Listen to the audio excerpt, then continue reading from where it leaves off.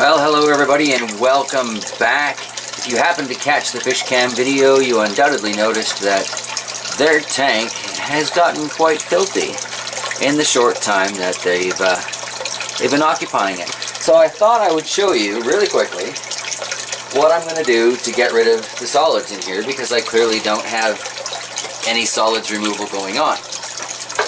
It's ridiculously simple. And it's exactly what I did with the old no power stuff. So I just kick out the water with the net and scoop it all as I go. Now this does not catch everything by any means, but it doesn't waste as much water as like a traditional gravel vac might to try and get this up. And it does make it super easy to take all of this delightful fish waste and add it to one of my plants. Dig it into the soil or just top dress with it. Or I can even just let it dry, add it at some future point. Now I'll be the first to admit this is not a quick and easy solution. But come spring, when things actually thaw in the yard, I'll have access to a few more of my old aquaponic bits and pieces, and I might be in a much better position to make some sort of a solids filter. You'll notice the fish aren't too worried about it because they've learned at this point. The net isn't for them. It does make a good exercise period for them though.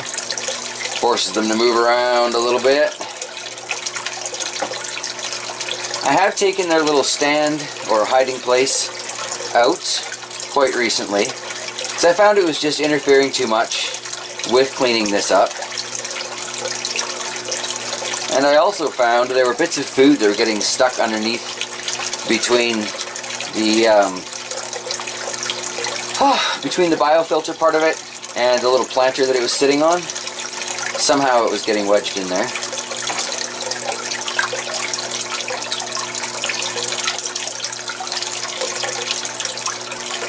Alright, so fear not. This is not going to be the entire video. We're actually also transplanting the sand dollar today. Bit of a laugh at me here. I was going through all this, trying to figure out what these white flakes were on the bottom, wondering if it was salt deposit or whatever. And then I remembered, oh yeah, I initially crushed up a bunch of eggshells and threw them in here for some calcium. Duh. One of those moments. Alright, let's back up here. I mean, the tank looks a whole lot better.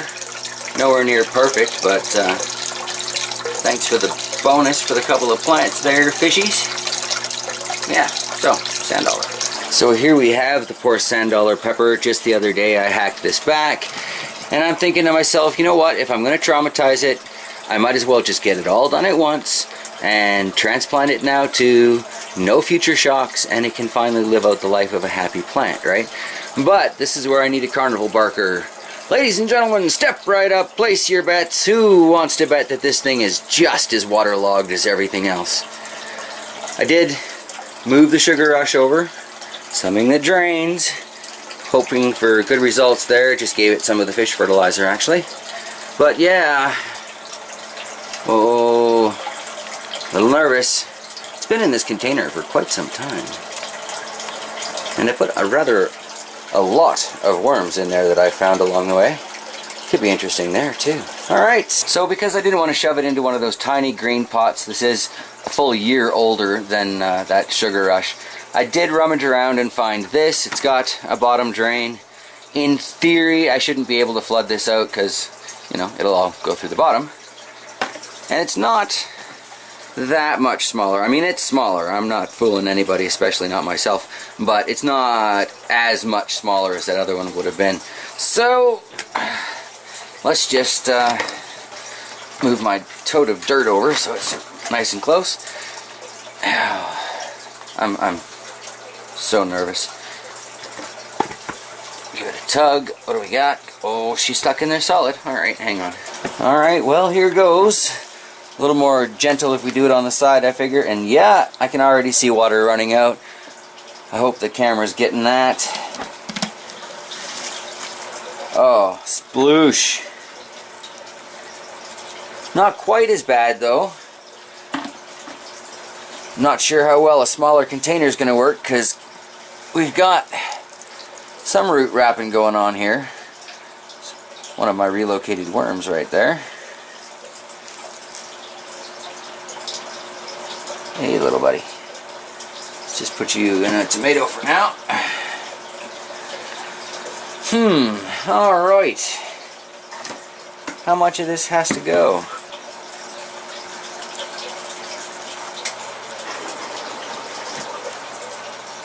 Well, you know, not as much as I was worried about. I am going to make quite a mess doing that though, and I wanted to switch out the soil. So I guess I'm just going to rudely bash these roots anyway.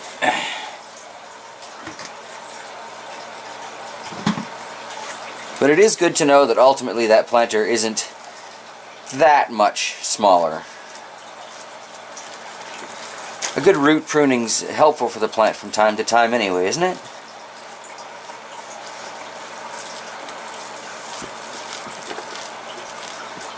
Alright, well this could take a while. I'll get back to you when we're looking at the roots. Okay, so while that was really wet, it was nowhere near as bad as some of the other plants that I've transplanted, and I managed to catch at least 4 worms and move them into the new container already. So there is a little bit of the old soil in here, but let's see how bad that is. It's not, I don't know how well you can see that, but it's not too bad. And with the better soil in there, I think this is probably going to be a good thing for this poor sand dollar. Could certainly use an easier go of things. Alright, so I guess we'll just fill this up. Try and hold it up from the bottom so there's some spacing for those roots. It's just realizing if I thought ahead, got some 3 and 5 gallon fabric pots on the way. This would be a prime candidate for that. We'll see if she recovers, and then I might just do that. So I'm pretty sure 3 gallons would be a little bit bigger than this, and 5 gallons would definitely be bigger than this. So I've grown in 5 gallon pails. I got a pretty solid idea how much soil they'll hold.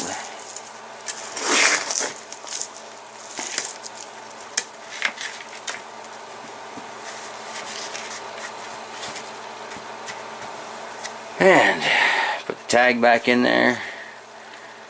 Sand dollar 2016. Oh, hope and pray, hope and pray.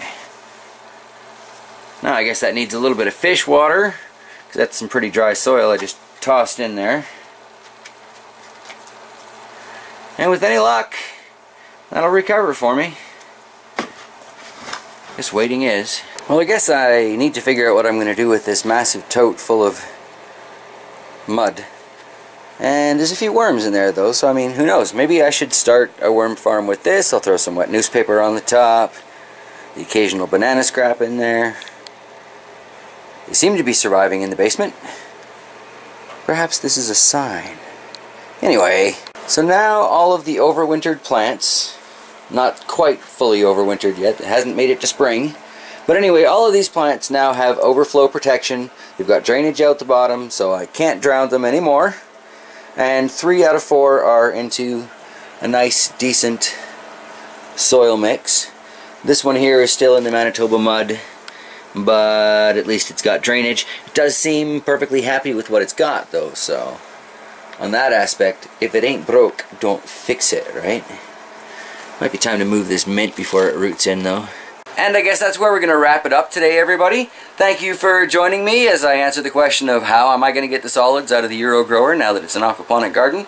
And we all hopefully, I'm going to call it hashtag pray for the sand dollar. It needs some love. Alright, I will see you guys hopefully later on tonight in the live stream, in the chat feed there, as we watch and encourage as they all go through that Death Crispy challenge. I'm a little more worried for them now than I used to be, but whatever. And otherwise, I'll see you guys tomorrow.